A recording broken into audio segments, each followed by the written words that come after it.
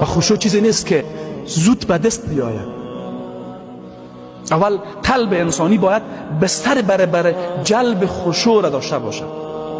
قلب غافل بیدار نمیشه. قرآن کریم میگه قلب‌های هستن از سنگ سخت‌تر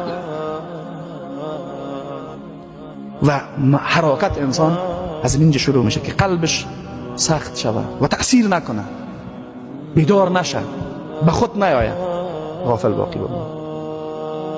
قلب غافل خشوع نمیتونه.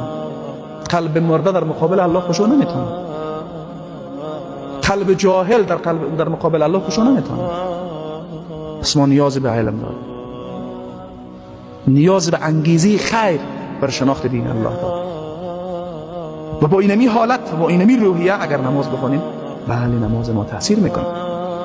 نماز رسول الله صلی الله علیه و سلم امینه و نماز در سخت‌ترین و بحرانی ترین حالات پیامبر به نماز پناه میاره. چرا؟